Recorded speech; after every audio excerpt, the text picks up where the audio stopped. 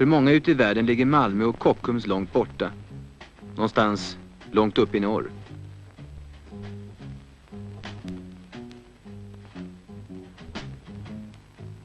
Malmö ligger platt. Bygger man en bockkran som är 135 meter hög så syns den överallt.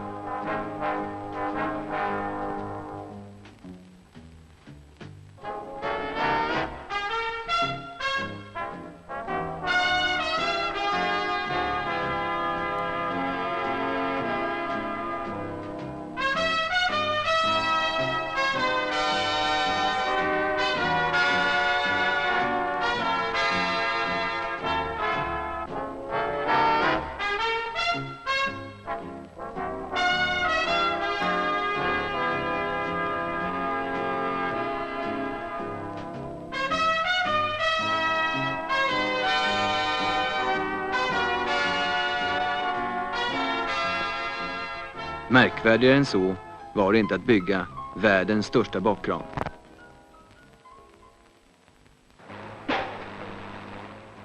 Vi tar det från början. Det tog ungefär 1 år att bygga kranen. Vi började 1973. Först fick vi se till att få ordentlig grund till bjässen. Den väger ju 7200 ton. Vi slog ner 2400 cementpålar i marken. Pålarna fungerade inte som vi tänkt. De gick aldrig ner i den fasta berggrunden. Det var ett problem. Vi behövde något stabilt att lägga rälsen på. Vi pumpade ner cementvälling i underjorden och skapade fast mark där det inte fanns sån. På sina ställen var det bara vatten innan vi började med kranen.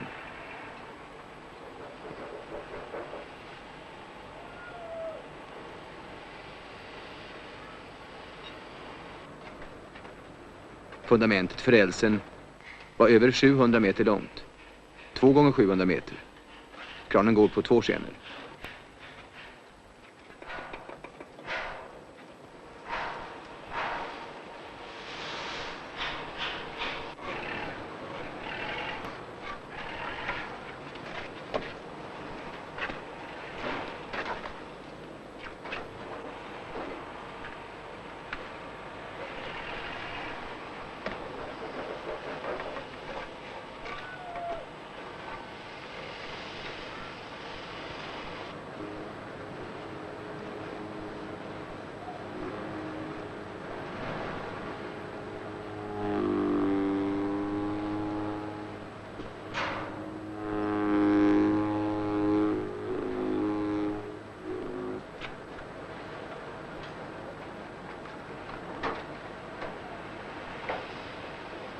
Enligt planerna skulle vi lagt rälsen så fort vi gjutit grunden.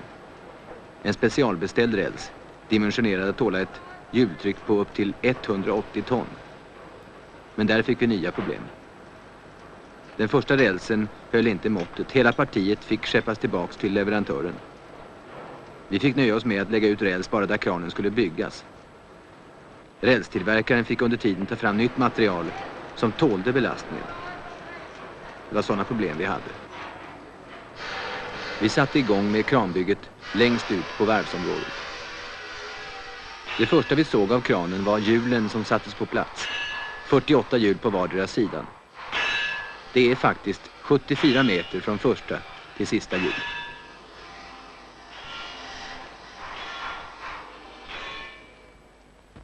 Samtidigt började vi ge oss upp i luften.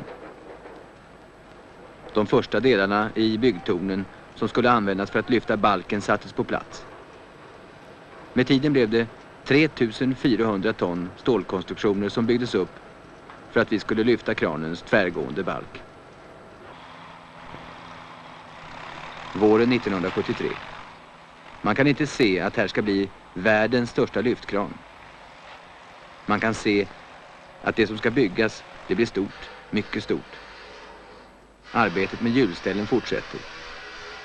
Från marken upp till toppen av hjulstället är det ungefär 10 meter. Det är fråga om stora dimensioner. Men lika fullt måste kranen byggas med millimeterprecision. Medan vi byggde kranen på varvet höll underleverantörerna på med att ta fram sina delar. Järnmontering i Limhamn byggde de sektioner som så småningom skulle fogas ihop till ben. Inne i de här benen ska det bli trappor och hissar. Varje ben är ungefär 100 meter högt. Än så länge bara i sektioner.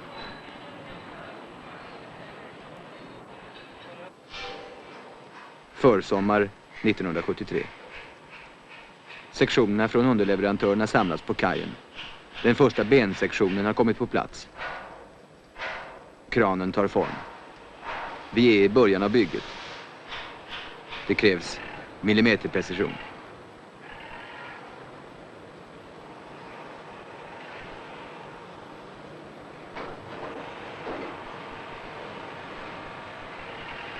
Sommar. Tidtabellen håller. I varje fall när det gäller monteringen av benen. Som utropstecken bör de ge Kockums en ny silhuett. Sektion efter sektion sätts på plats.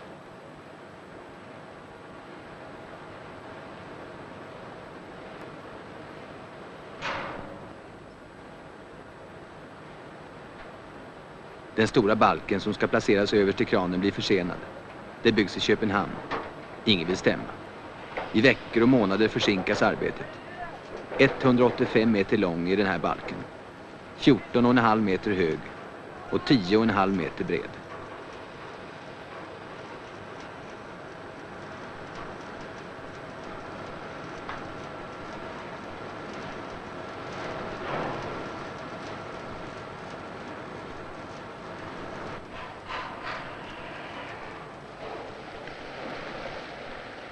Äntligen. Balken är på väg. I en flytdocka boxeras den över till Malmö från Köpenhamn. Datum 18 augusti 1973. En av de stora dagarna i kranens historia. Balken måste över nu. Annars kan kranbygget försena fartygsproduktionen på Kockums. Det är en märklig transport. En aning för mycket vind, en smula för hög sjö. Allt skulle kunna sluta i katastrof. Byggledningen håller andan när balken dyker upp ute på sjön.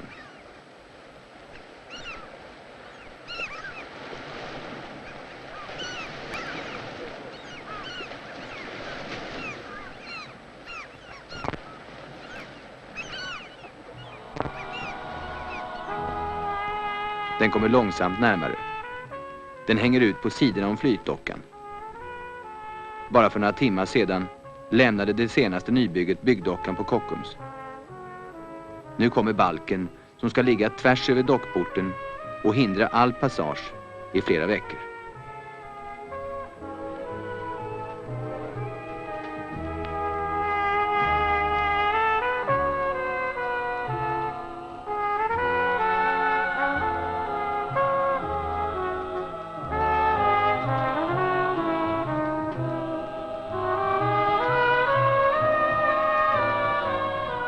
Varje manöver är planerad i förväg. Det är nödvändigt. Balken ska baxas in medan de byggtorn som redan finns på plats. Det är bara några centimeters fri passage. Oändligt sakta dras balken in mot land. Ibland ser det omöjligt ut. Det här är frågan om fickparkering i millimeterutrymme. Och balken är 185 meter lång. Den väger 4000 ton. Radiokontakter till boxerarna. Millimeter för millimeter kommer balken närmare sitt slutläge. Några centimeter för mycket och olyckan är ett faktum. Det finns inget utrymme för missöden. Byggledningens nerver ligger på utsidan.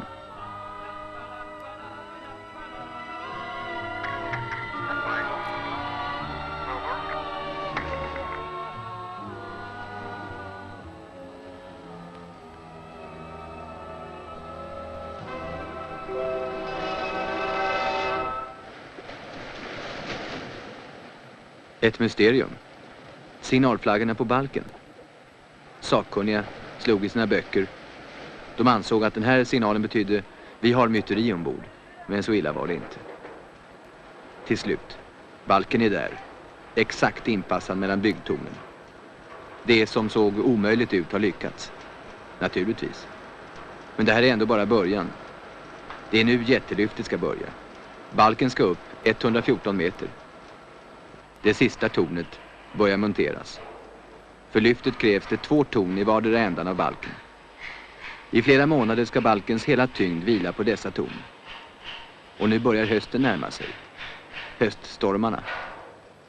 Lyftet går till så att domkrafter placeras under balkens ändar. Sakta pressas balken uppåt. Domkrafterna är fästade i byggtornen.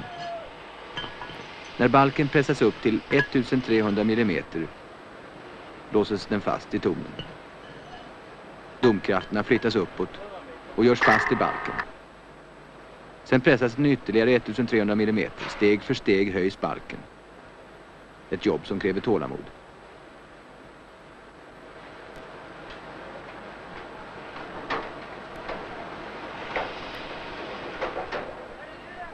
Hela tiden klättrar balken uppåt.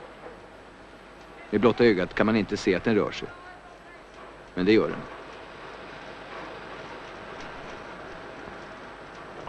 Hela tiden pallas balken under. Det går med snigelfart. Ändå är det en kapplöpning med tiden. När det är dags att docka ut nästa fartyg från byggdockan måste balken vara så högt uppe att den inte hindrar passagen. Kranbyggarna har ordentlig tidspress på sig. Egentligen ligger man en båt efter programmet vid det här laget. Redan vid förra utdockningen skulle balken varit uppe. Det är ett lagjobb nu. En kapplöpning. Och ändå. Allt ser så lugnt ut. Balken rör sig med snigelfart. De flesta på Kockums går och tittar på den. Ska den vara ur vägen vid utdockningen?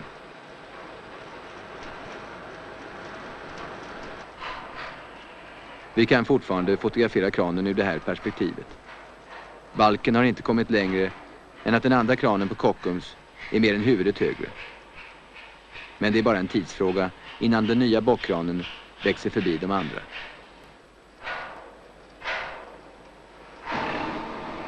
–13 oktober. En kritisk dag. Nu ska Sea Scout ut ur dockan. Nu måste balken ligga på 50 meters höjd för att det inte ska bli krock. Kranbyggarna vann kapplöpningen. Sea Scout går med god marginal under balken. Ja, vi kan erkänna att det här var frågan om en liten sport också. Hade det kärvat till sig hade vi kunnat montera bort skorstenarna på Sea Scout och vunnit några meter, men det hade ju varit dålig sport. 50 meter upp. Ännu inte riktigt halvvägs. Och nu kommer hösten.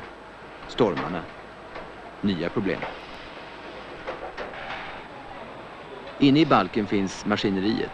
Hela tiden medan balken sakta glider uppåt arbetar man med att sätta allt på plats. Balken är hög som ett 4-våningshus. Det behövs. Det är stora komponenter som finns här inne. Hissmotorerna.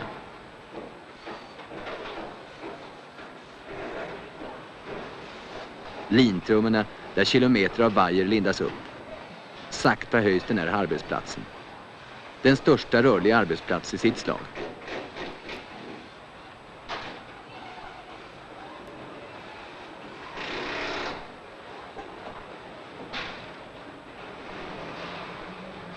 Det finns mer in i balken.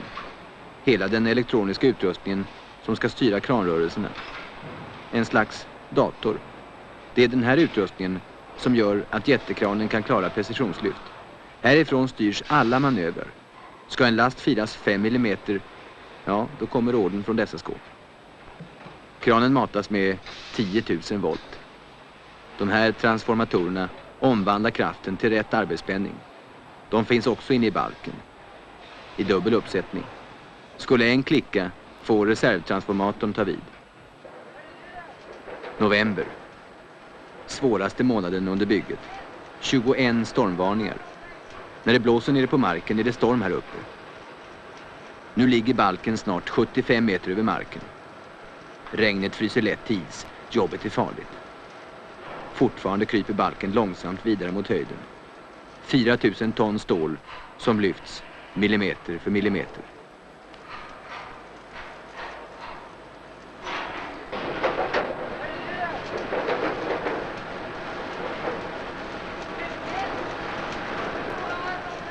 Som mest blåste det 41 sekundmeter. Till och med nere på fasta marken var det svårt att gå stadigt den dagen. Och här uppe. Benen börjar komma på plats. Bara några få timmars dagsljus att arbeta i. Svinkallt, isvindar som går genom märg och ben. Och så höjden. Det här jobbet skulle egentligen varit avklarat för länge sedan. Men förseningen av balken kom emellan. Därför måste det svåraste jobbet klaras under den värsta delen av året. Balken är uppe på plats. Underkanten ligger 114 meter från marken. Benen har kommit nästan lika långt. Bara sista sektionen återstår. Vi kallar den här biten byxbenet. Nu ska den på plats och stötta under balken. Snart står kranen på egna ben. Långa, smäckra storkben. Ett nytt etappmål har nåtts. Massor av arbete återstår. Detaljer, tusentals detaljer. En liten bit av det aktuella jobbet. Dramatiken är inte lika stor längre.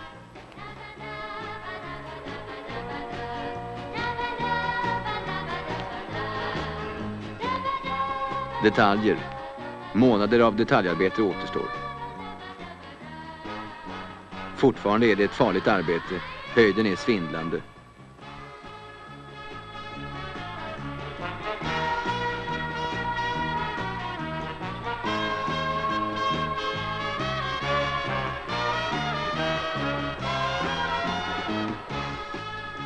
Våren 1974. Kranen är så gott som färdig. Fortfarande återstår slutjustering och prov och naturligtvis målning. Spårvidden är 174 meter. Lyfthöjden 105 meter. Högsta höjd 136 meter. Kranen kan ta 1600 ton. Mer än någon annan kran i hela världen. 12 april 1974. Den rullar för första gången. Sakta. De 96 hjulen flyttar hela den 7200 ton tunga kranen längs spåren. Allt verkar självklart.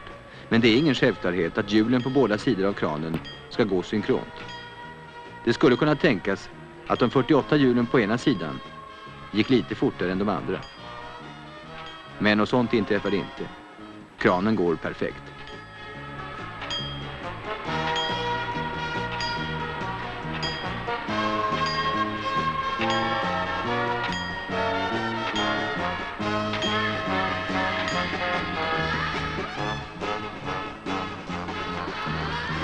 Slutet av april 1974.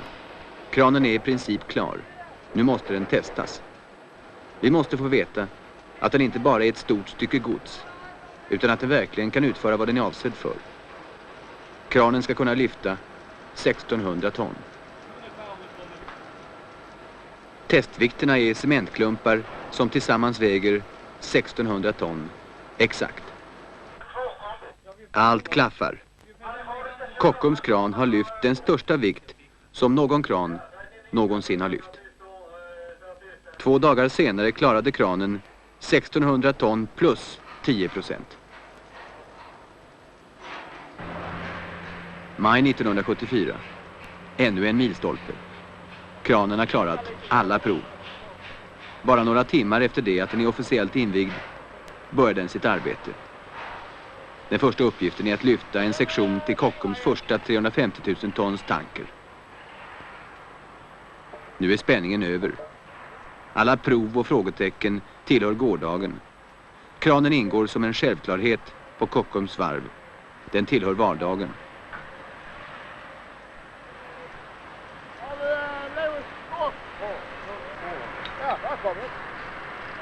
Ja, fint. Prima.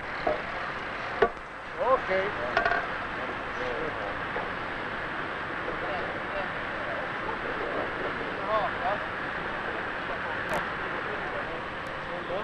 Ja.